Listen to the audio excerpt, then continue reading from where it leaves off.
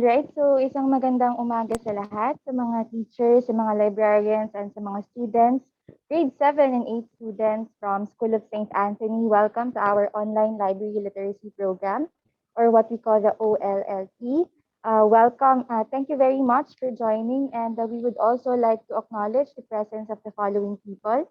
The grade 7 advisors headed by Mr. Michael Henry Ong, the grade 8 advisors headed by Mrs. Saint Barsana, the coordinator for student discipline, Ms. Ana Camille Arroyo, the upper school assistant principal, Mr. Simon Victor Redoblado, and upper school principal, Dr. Juliet Reyes. So again, welcome po, and we hope you're all staying safe and healthy amidst the pandemic.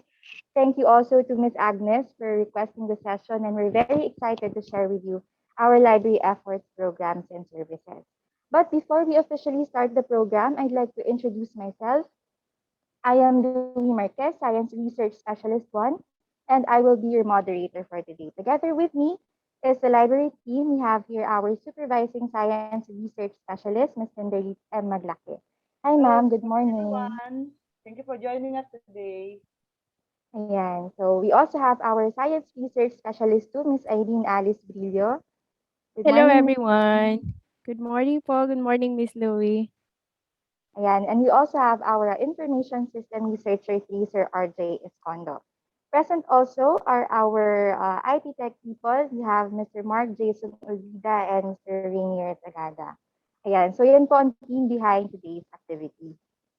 And now to give you a glimpse of our discussion, we will be covering the following topics. Yan. So let's just wait for the slide. Yeah, so for the first part, it's about getting to know DOST-STII services, resources, and products. For the part 2, it's about researching in DOST-STII library kung paano nga ba gamitin ang aming online public access catalog. And given that our physical library is close to the public, paano ba mag-request ng materials from the library? And for the third part, it's about navigating the Starbucks offline, online, mobile app, quiz app, and how to avail. Ayan. So later on, all these topics will be discussed even further by our presenter. Ayan. And for a smooth flow of the program, we are asking everyone to take note of the following house rules. This webinar will be recorded for documentation purposes. And if you have questions, please use the Q&A chat box. Be polite, pay attention, and actively participate. And finally, an evaluation and post-test will be provided in exchange of the e-certificate of attendance. So the link will be posted in the latter part of the session. So please stay tuned until the end. Your certificate will be sent to your registered email within 10 working days after the conduct of the session. All right, so moving forward, flashed on the screen are our presenters. For the first part, we have Ms. Linderlit M. Maglake. She's our supervising science research specialist and head librarian of DOST-STII Library. For the second part, we have Ms. Eileen Alice Brillo. She's our science research specialist too, and also a registered librarian.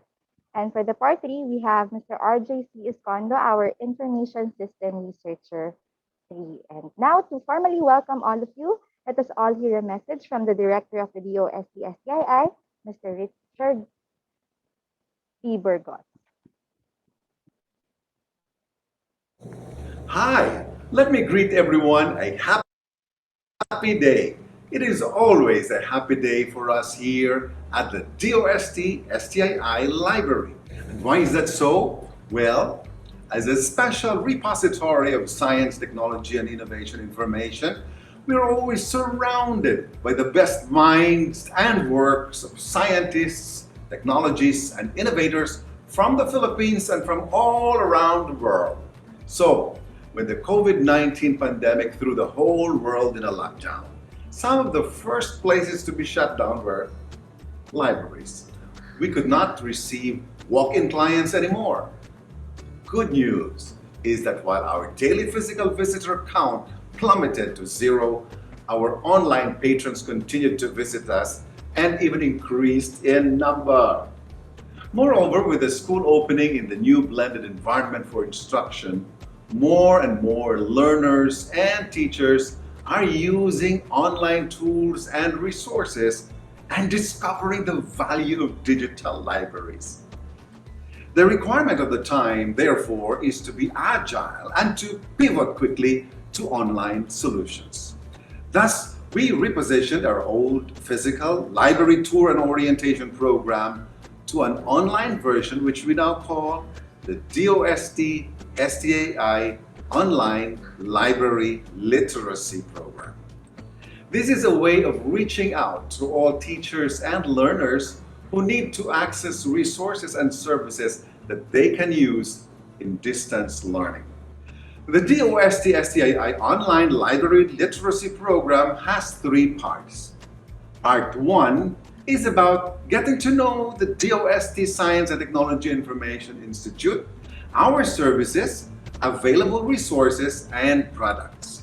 Part 2 teaches you how to research in the DOST-STI library, how to navigate the online public access catalog, and how to request for library materials. Lastly, Part 3 will discuss our digital library in a box, the DOST Starbooks. It will teach you how to navigate the DOST Starbooks offline or online, or even its mobile app version. Then there is the Starbooks quiz app, which is loads of fun. Generally, the online library literacy program aims to capacitate DOST stakeholders in the field of science, technology, and innovation, and to maximize the use of DOST-STI services and resources. The most wonderful news is that all these resources are available online for you for free. So what are you waiting for? Come and spend a happy day at the DOST-STII library. Visit our FB page at facebook.com/STII library and access our online public access catalog at scinet.dost.gov.ph. See you soon!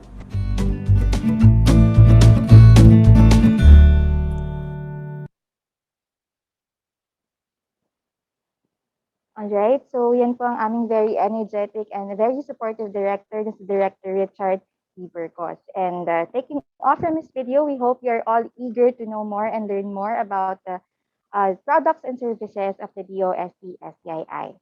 But before we proceed to the lecture proper, let me just give you a quick run-through about the Department of Science and Technology. So for those who don't know, ang DOST po ay located sa Bicutan, Taguig City.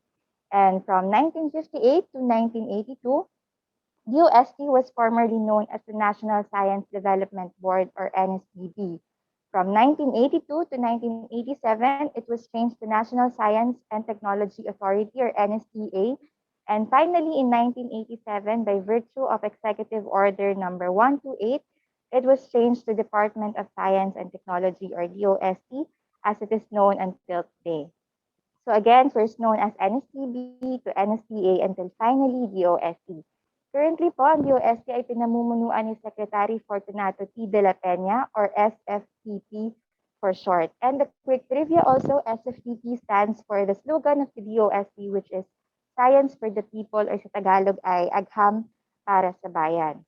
Now, DOST is composed of 18 attached agencies. So siguro yung iba, familiar na kayo, like yung Pag-asa, PVOX, or PSI, and several regional offices divided into 4 clusters, namely the sectoral planning councils, the S&T services, the collegial and scientific bodies, and the research and development institute. DOST Science and Technology Information Institute, or DOST-STII, is part of the S&T services as the marketing and information arm of the DOST system. All right, so now we shall proceed to our topics.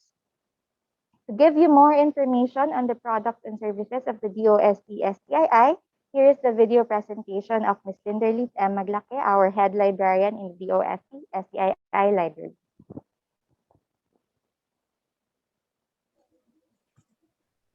Hello everyone, how are you today? We hope that you are all doing well. I am Linderlit M. Maglake, the head librarian of DOST Science and Technology Information Institute, and I am here today to introduce our agency. So let's get to know DOST-STII.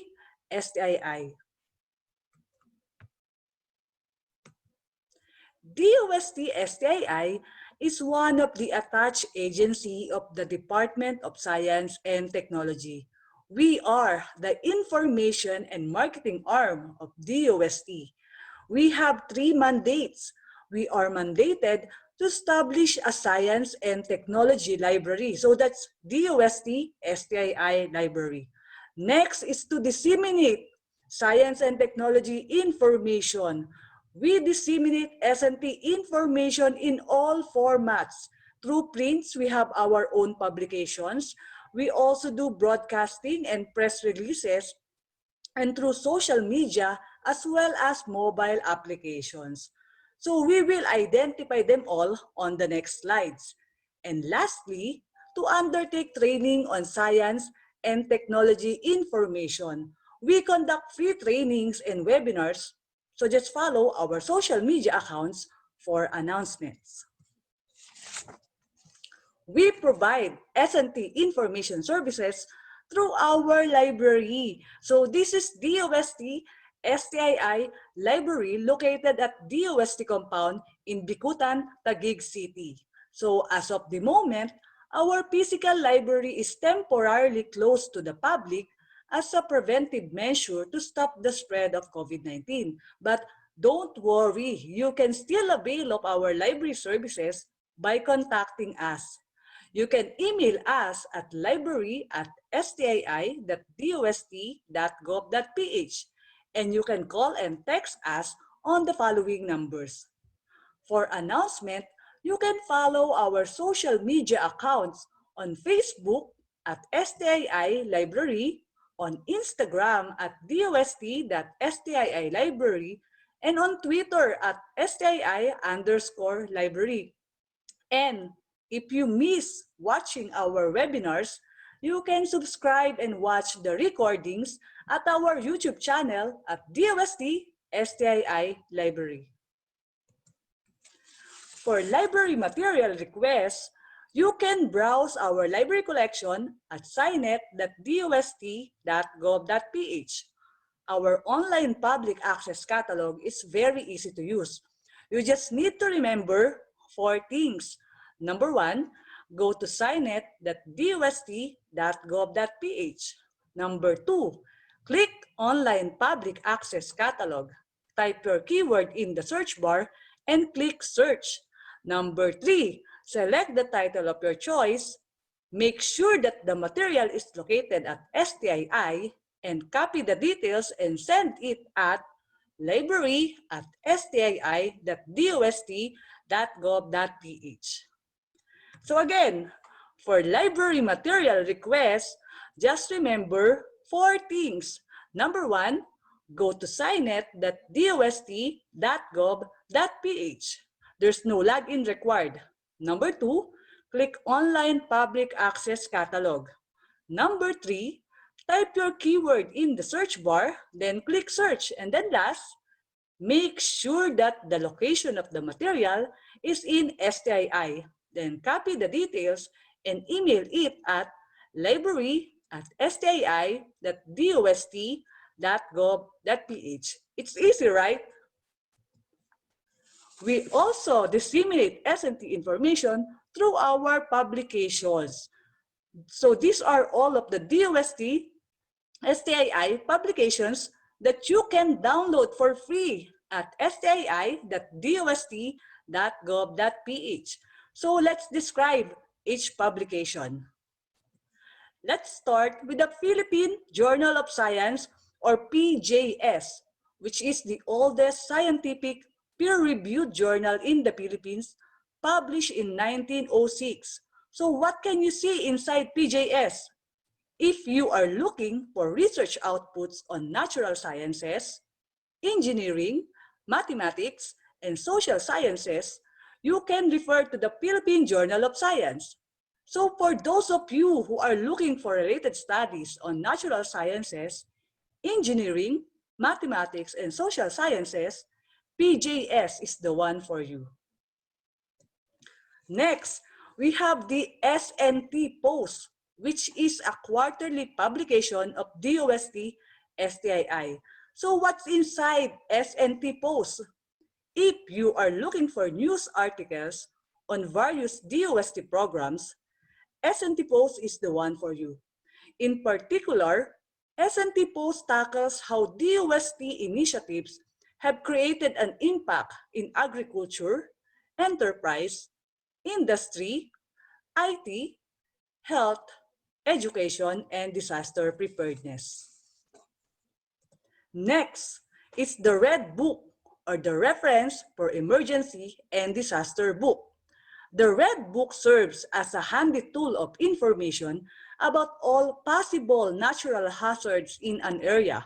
The warning information given by agencies like PAGASA and PHIVOX, and special programs like Project NOAA, and the suggested actions to take during these events.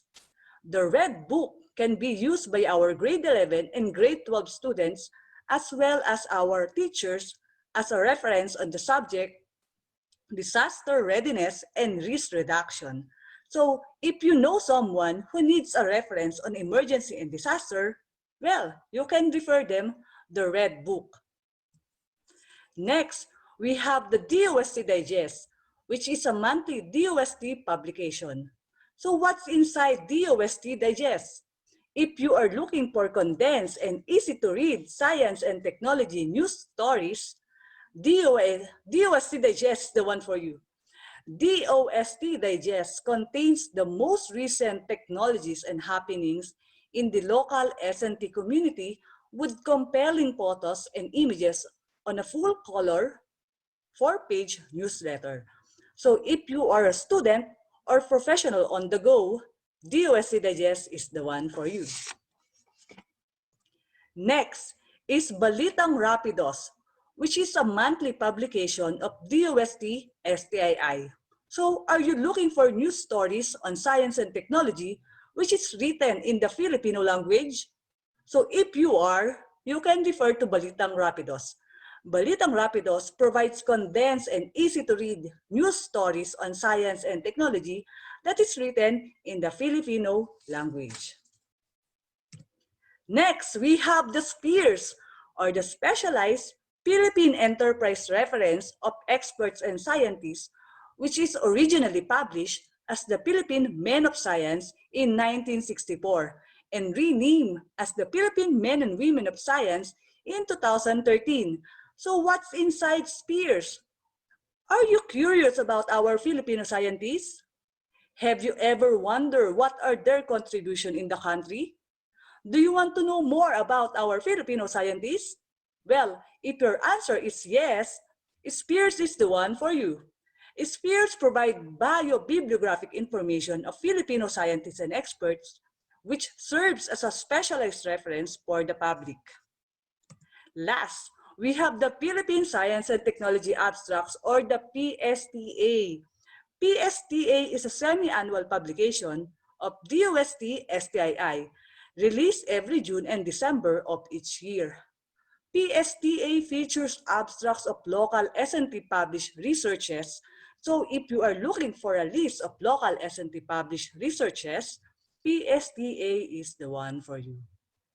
So remember, all of these publications are all free for full text download at DOST-STII website at www.stii.dost.gov.ph. So just go visit our website, go to Products and Projects, and select SNT Publications, then you're good to go. We also disseminate SNT information through our mobile apps, which are all free for download at Google Play Store. Just type DOST-STII in the search bar. Let's describe these mobile apps one by one. Let's start with the Philippine Journal of Science mobile app. If you're always on the go and you want to be updated on the latest issue of Philippine Journal of Science, you can download this mobile app on your mobile devices and do research on natural sciences, engineering, mathematics, and social sciences. With Philippine Journal of Science mobile app, You can access the past and current issues of PJS anytime, anywhere. Next, we have the DOST-TV mobile app for past and current episodes of DOST-TV programs. Because we are the information and marketing arm of the Department of Science and Technology, we also promote SNT through broadcasting. And DOST-TV is one of the flagship program of DOST-STII aside from DOST Starbooks. DOST-TV is the official weather, science, and technology television program of the Department of Science and Technology to communicate science for the people, promote a culture of science and technology, and raise the aspirations of our youth to pursue careers in science, technology, engineering, and mathematics, and be the leaders of the future. Among the programs of DOSTV are DOST Report, Expert Talk, Negosiencia, Sinesciencia, and special coverage on SNT events. So if you miss watching these programs, you can download the DOSTV mobile app. Next is the Science.ph mobile app. If you are always on the go and you want to be updated on the news on science and technology, well, we recommend Science.ph mobile app for you. By using this mobile app, you will always be updated on the happenings in the field of science and technology. Science.ph mobile app will let you categorize the news by region and by field of study. So download it now. Next, we have the DOST app. This was recently introduced to the public in 2020 to allow the public to be updated on the DOST initiatives, programs, and projects. DOST app gives you quick access to information on science, technology, and innovation from the Department of Science and Technology. It is a handy tool to find practical solutions to the country's pressing problems and to provide career and livelihood opportunities for every Filipino. Next is the Starbucks Quiz app, designed to challenge our elementary, high school, and college students to answer quizzes on science and technology. So this can be used by our teachers in providing an interactive activity on their classes. We also have the Starbucks mobile app for the students and teachers on the go. So here are the following contents of the Starbucks mobile app. We have the Scarty Livelihood videos, K-12 materials, Science for Safer Communities videos, investigatory projects, math and science educational videos. Lastly, we also have the Starbucks GeoMap. Locate all of Starbucks kiosks installed in the Philippines. So remember, all of these mobile apps are all free for download at Google Play Store. You just need to type DOST-STII at the search bar. We are encouraging you all to download it now. We also disseminate SNT information through our website. So here are the following websites for Philippine Journal of Science at philjournalsci.dost.gov.ph. For DOSTB, we have dostb.ph. For science.ph, we have science.ph. Very easy to remember, right? And for SPEARS, we have spears.dost.gov.ph. And you can access the link to these websites at DOST-STII website at stii.dost.gov.ph. As I have mentioned earlier, we also disseminate SNT information through broadcasting. So we are inviting you all to please watch Sinesciencia every Monday at 5 p.m., Expert Talk Online every Wednesday at 5 p.m., and DOST Report every Friday at 4 p.m. live at DOSTV Facebook page at facebook.com/DOSTVPH and at DOSTV Science for the People YouTube channel. And lastly, our third mandate, we undertake training on SNT information. Among the topics that we cover are science journalism, basic photography, digitization of print materials, and online library literacy program. Again, we are encouraging you all to please maximize the use of our services and resources. For inquiries regarding our services, resources, and products, here are our contact details. Again, this is Glinda and Maglake. Thank you for listening. Let's stay connected. Contact us now.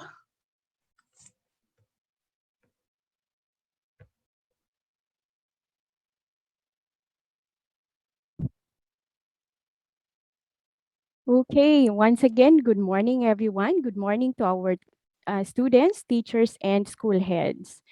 Now, Ma'am Linder, a while back, enumerated and summarized the different UST-STII services that we can avail for free. Now, join me as we navigate our online public access catalog. Let me just share my screen.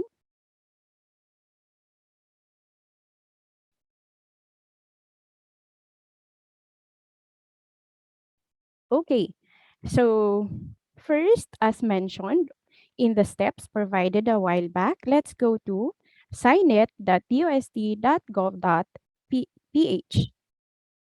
Okay, and there you go. Let me just make it bigger so we can see. Okay, so here is our interface. You can see here, welcome guests. So you don't need to register as mentioned. And let's just click online public access catalog. Okay, and we have two ways of using or searching in our online public access catalog. We have the quick search and we have the expert search. The quick search is similar when you use the Google search. So you just input here your topic. So for example, since we are in this pandemic due to virus, let's try virus.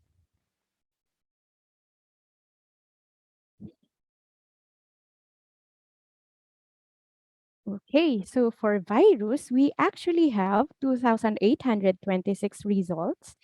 And these materials are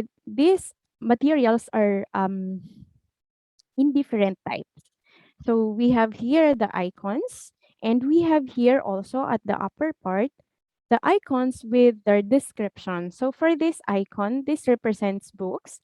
For this one, this is for technical reports. This is for analytics, and analytics are actually articles called out from the serials. And serials are journals and magazines. We also have here non-prints. We have reprints. We have investigatory projects. We have thesis, and we have vertical files. So, for example, we are interested in this specific material. Let's try. Okay, so when you click the title, it opens up the bibliographic record of the material. And the bibliographic record um, lists the title, the location of the material. As mentioned by Ma'am Linder, we can only provide you with the materials found or located in STII. And for this material, it's found in PCHRD. PCHRD is another agency of the Department of Science and Technology handling R&D. Now let's try other titles. Okay, how about uh-huh. This one, this is a thesis material as you can see in the icon. And this thesis material is also located in PCHRD. But the good thing with thesis is the abstract is already encoded in the system. So you can see here the abstract of the thesis material. And for thesis, since we are covered with intellectual property rights and copyright, we can only provide you with the abstract. We cannot provide you with the full text of the material, but uh, when situation permits and we are open for face-to-face interaction, you can access the full text of the material in our library. Okay, let's check this one. How about this one? Okay, so we have here novel coronavirus and it's a non-print material. And for non-print material, Okay. They are usually uploaded with full text. And for this specific material, if you are interested to read on this is located in STII. That means we have the material. And what you do to request is you just copy the title, the call number, and the author if there is an author. Or the easiest way is for you to screenshot this one and then send the screenshot to our email or even in our Facebook page. As mentioned, you can send your request to library@stii.ust.gov.ph. Okay, so that is for quick search. Now let's try using the next way. We have the expert search. Okay, for expert search, it has or it gives us delimiters so we can limit the result that will be shown. Okay, so you can choose either you want the title, the author, the subject, the date of the publication, or the content. And you can also select what type of material would you like to be shown. Is it for analytics? Is it just books, non-prints, investigatory projects? I believe you are interested on this. We also have technical reports, reprints, serials, thesis, and vertical files. The same is true here. So you can just select kung ano yung um, gusto nyo. Okay? So for this time, let's try subject and let's try virus. Now, a while back, we just input virus without any um, other description. So the result can show us even computer viruses. Now, for example, we are just interested with virus and corona. So um, we can use here and or not. And meaning the subject you input here and in here should be found in just one article.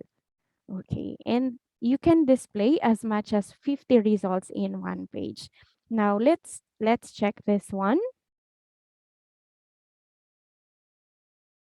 So we actually have 312 results that has both corona and virus in the material. Okay, so and they are found in STII. And the good thing here is with expert search, you don't need to open the bibliographic record of the material before you can see the location. So nandito na po kaagad yung location and marami sila. So what you can do is you can just screenshot this one and then send it again to our email. Ayun po. So that's the good thing with expert search. Now you can also use okay, for example, let's use the other one. This is not naman. So let's try again. Virus. And then let's use virus or corona. So tingnan natin kung madadagdagan. So if you use or naman, the results will cover everything that has virus or corona. Okay, let's try. And there you go. So we have 3,201 results. So nadagdagan yung results natin kasi dalawa na yung ginamit natin, the or. Okay, so ayan. Dito naman is usually from FNRI naman sila. Okay, and then next one, let's try not. Si not naman, ibig sabihin, what you input here is yun lang yung gusto nyo but not para hindi maidagdag yung computer viruses. So, tingnan natin.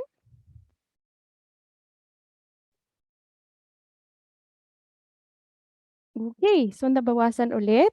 Naging 1,908 records na lang siya because we are just interested with virus but not the computer viruses. Okay, so yun po yung kagandahan ni expert search. Now, we have another e-resources that we can offer you. We have our, let me just move this one. Okay, we have our Science Direct. Si Science Direct naman is an online subscription and yan. Si Science Direct, as the name itself, it focuses on science, technology, and innovation.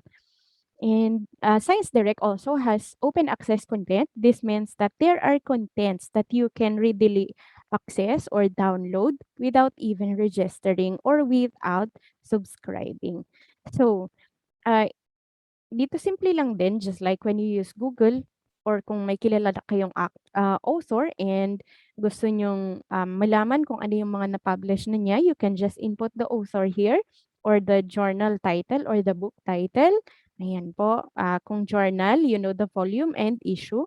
Ayan, pwede po. Now, for keywords, dito natin ilalagay lang. For example, we are interested to know more about coronavirus. Now, let's try searching about coronavirus. Okay, so the result is 11,770. Ibig sabihin, ang dami, no? And we have here open access materials kasi nakalagay dito download full text. Since napansin ninyo na I did not sign in, right? Ayan, so pwede nyo pong ma-download. Now, for example, there are materials here like ito, wala siyang download PDF. Ibig sabihin, it's not available for open access. So you can just copy this one. You can copy this one and then send to us, including the author. Ganun pa din po. And send it to our email. Okay. Now, what if yung inyong material na kailangan ay wala sa amin? Like, for example, this one. We received this from Katrina Felix. So, yung gusto niya is Foundations of Astronomy located in Region 7. Now, since ang Region 7 is nasa Cebu and we don't have access to their collection, what we do is we offer um, other related materials. So, ayan po. Ibig sabihin, if you request, hindi namin sasabihin kaagad na wala sa amin, but we will also send you related materials on your topic. And what we would request also from you is that you accomplish our feedback form. Ayan. So, question? Kapag ba nag-send kayo ng request, ilang araw bago namin kayo sagutin? So, we are given 8 working hours to respond to your queries, whether it's in Facebook or in the email. So, expect that if you send a request by 8 o'clock in the morning within the day, you will be receiving our response. And our working hours and working days are from Mondays to Thursdays from 7 a.m. in the morning until 6 in the evening. And for example, we receive your query on a Friday or on a weekend or on a holiday, we will be able to respond the soonest possible time or the first working day. Ayan po. So, if you have any questions or queries, you can send in our chat box or you can send later in our Facebook page. Ayan po. Thank you so much everyone for listening. I hope and we look forward actually to receiving your requests. Thank you so much. And back to you, Miss Louie.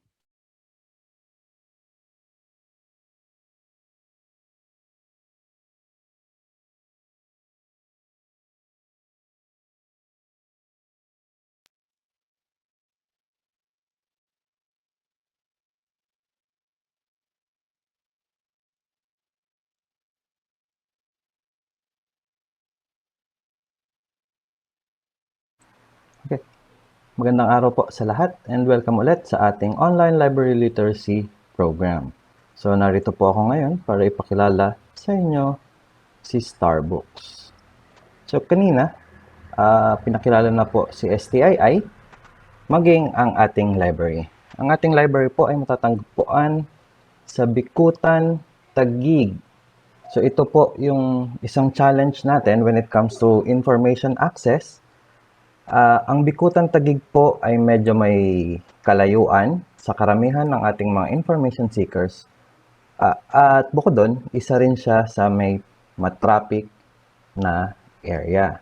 So, dito tayo nagkaka-problem, yung tinatawag nating gap between the information seekers o yung ating mga researchers at yung ating content na matatagpuan sa library. So, ano ang pwede natin gawin? So, ang ginawa namin or ng STII is to bring the library resources sa ating mga information seekers. So, papunta na sa inyo. It's the other way around na. So, papaano natin ginawa yon? Ito po ang kaya nabuo si Starbucks. So, si Starbucks po ay isang digital library na kung sa ayan natin sa traditional, yung mga libro natin, ginawa natin siyang, process natin siya into digital forms para pwede na natin siyang ipamahagi sa iba't ibang nangangailangan. Bukod dito, once digital ka na, pwede na siya ng sabay-sabay gamitin or tinatawag nating multiple access. Pangalawa, si Starbucks po ay offline or hindi na nangangailangan ng internet connections. Pangatlo, mobile na siya. So, it's called a library in a box. Trinay natin siyang gawing mobile. So, anywhere, even the remote areas, pwede nating mapuntahan. At higit sa lahat, ang system po ni Starbucks ay pinamamahagi natin sa ating mga institution or eskwelahan ng libre. Bakit natin ginagawa ito? Gusto natin mag-create ng interest sa science and technology ang ating mga kabataan at later on is mag-enroll sila into science and technology courses. Sunod is magkaroon tayo ng pool of SNT personnel through inventions, innovations, and of course, inspire one's capacity for entrepreneurship and research. Ano-ano naman ang laman ng Starbucks? So, nung umpisa po, kung ano yung meron kay library, yun ang nilalagay natin kay Starbucks. Ngayon, we partnered with different content providers at sa iba't ibang ahensya ng DOST. We have livelihood videos, disaster risk reduction information through S4SC, the Philippine Men and Women of Science, encyclopedia, COVID information, investigatory projects, and of course, yung ating K-12 materials. So, yung K-12 materials po natin, through the partnership with Front Learners, ito na po ang laman natin. So, this is in accordance with the DepEd K-12 guidelines or content guidelines. Quarters. So, yan. So, naka-breakdown na siya per subject, per quarter, per grade level. That's per grade level, per quarter, per subject. Alright. So, we can also see kung ano yung ginagamit ni DepEd na code for each specific lessons, nandito na rin po siya. So, ano ba yung mission ni Starbucks? So, sabi nga natin, ginawa si Starbucks para mapadala sa ating information seekers. So, our mission is to bring Starbucks to your location o doon sa mga nangangailangan. And to date, meron na po tayong 5,199 Starbucks sites nationwide. So, karamihan po dito, of course, is our academic institutions. We have some from LGUs, non-government agencies, and NGOs, and private institutions. So, ilan lamang po ito sa mga deployments natin. So, sabi nga natin, it's mobile. So, wala na tayong pinipiling lugar. Hindi na pwedeng sa city lang. Kasi hindi lang naman sa city ang nangangailangan ng impormasyon natin. Tawid ilog, tawid dagat, tawid bundok. Ito naman po, meron tayong isang area in Katiil, Davao Oriental. So, our regional office developed a solar-powered Starbucks. So, para marating natin yung Barangay Malibago or Patong Elementary School. Totally remote. No internet, no electricity. Pero still, they can still use our contents. Sabi ko nga kanina, we also have Tawid Bundok. Karamihan in car, remote areas. Okay. For our partners, these are the list of our partners. We can break them down into two. Content partners, so sila yung nagbibigay sa atin ng mga contents na pwede nating ilagay kay Starbucks at ng mga gamit ng mga estudyante, researchers, at entrepreneurs. Of course, we have the deployment partners. So sila yung nagdadala naman ng Starbucks sa ating mga lugar or sa kanilang respective beneficiaries. And of course, we also partnered with our different attached agencies ni DOST as well as our regional offices for the deployment of our Starbucks sa kanilang mga nasasakupan. So, to date, ito po ang mga nakamit ni Starbucks simula nung tayo ay ni-launch noong 2011. So, noong 2015, nagawaran tayo ng Presidential Citation for Innovative International Library Projects ng American Library Associations and the Outstanding Library of the Year ng PAARL naman. So, in 2017, nabigyan tayo ng Best Practice Recognition ng Development Academy of the Philippines, as well as Silver and Gold Anvil Awards for Public Relations Tools, Multimedia, and Public Relations Program category.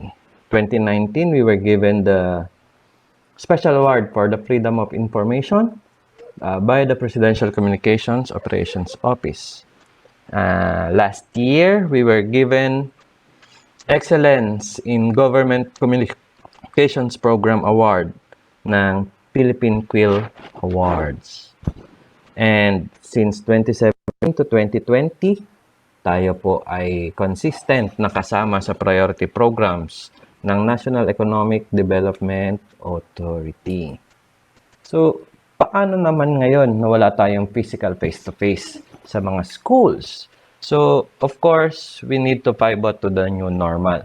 Si Starbucks po ay meron tayong iba't ibang portal na pwede pa rin magamit, hindi man tayo nakikita-kita sa physical na eskwelahan.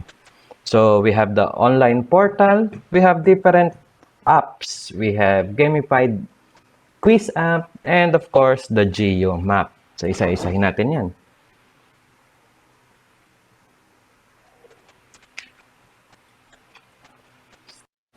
Sa ating Starbucks online portal, this was launched in 2015, mainly as a management and monitoring portal ng ating mga installation sites all over the country. Dito kasi sila nagsasubmit ng mga usage reports and dito rin tayo nagbibigay ng updates para sa kanilang mga contents. However, during the pandemic, when everyone was forced to stay at home, so our learners ay nangailangan ng pagkukunan or ng magpag-access ng informasyon. So what we did in Starbucks is to upload our contents dito sa ating portal para magkaroon naman yung ating mga estudyante and researchers ng relevant and timely science and technology, innovation, information. And it was also this time na nilawakan natin yung ating partnerships with the different organizations para magkaroon tayo ng mas magandang content online. So, paano natin to ma-access? Using your browser, just go to www.starbucks.ph. And sa upper right side, makikita nyo po dito yung login here to explore. So, just click that side and magkakaroon po tayo ng pop-up window like this in image number 2. So if you've registered before, just input your username and password, or you can always sign up. So once you sign up, you click yung sign up form, lalabas po yung ating sign up form. Just fill out the required information and click submit. Now you can explore our online portal. So our contents, katulad ng mga binanggit ko kanina sa offline, we have the different contents from our different agencies, content providers, and online sources. So, para naman sa ating mga gadget users, we develop nilang mobile applications para maka-connect or maka-access din sa ating Starbucks information. So, ito naman, ginawa natin to ng July 2019. And to date, hanggang Android pa lang po ito available. So, we can download it at Google Play Store. So, paano tayo magkaroon? Punta lang po kayo sa inyong Play Store sa inyong mga gadgets. Search for Starbucks. So, kay Starbucks po, tingnan nyo mabuti, meron siyang nakalagay. Yung may logo po na bilog. Yan. And then, download and install. So, same din. Set up lang tayo ng ating profile, your name, your age, and your category. And then, you can access our different informations contained in Starbucks, such as the Discarte videos. So, dito, since gadget naman siya, click-click lang. Minsan, may mga kailangan din tayo na applications, katulad ng video players. And so, para maka-access tayo ng mga videos natin. Yung ibang materials natin, such as journals, science journals, we have the complete text, complete article, full title,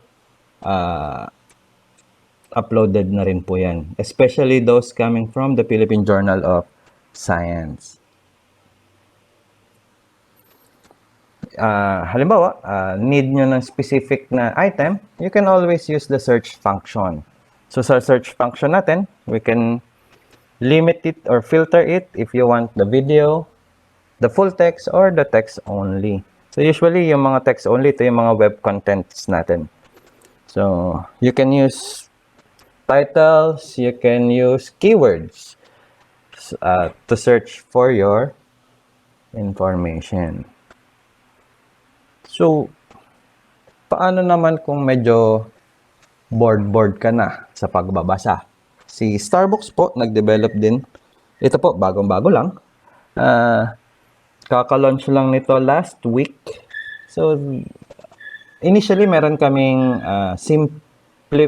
mas simpleng version nito. Ito lang yung mas pinaganda. We have avatars na. We have tokens na.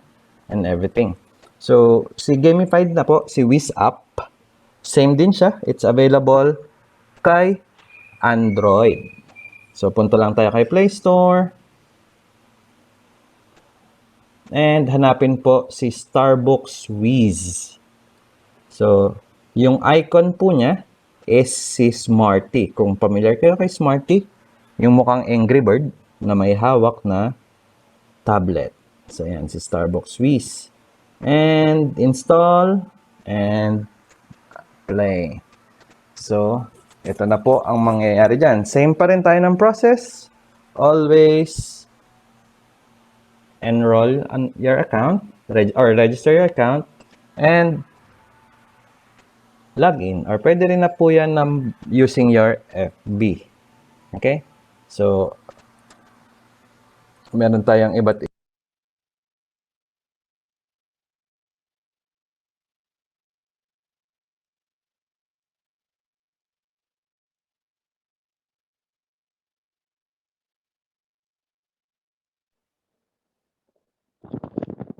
All right, so that concludes our topic. Thank you very much to our speakers. And regarding our Q&A, we're very sorry, but we have to skip that part because we were only given a limited time for this session.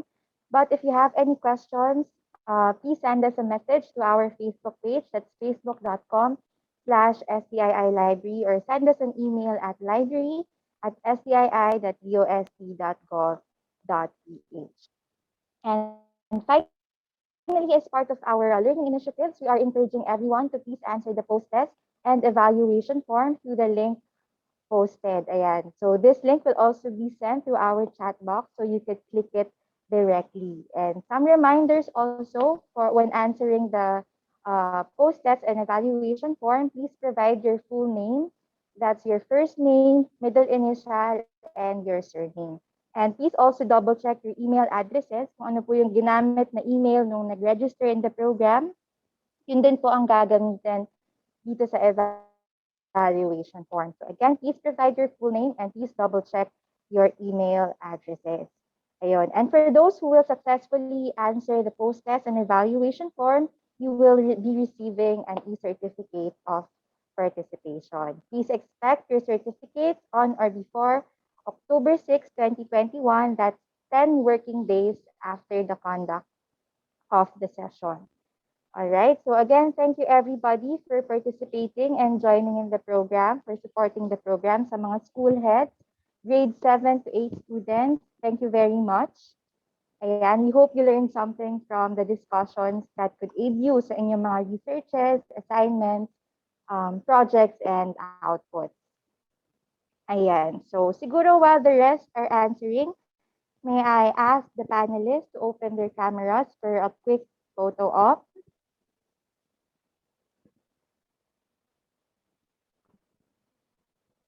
Ayan, so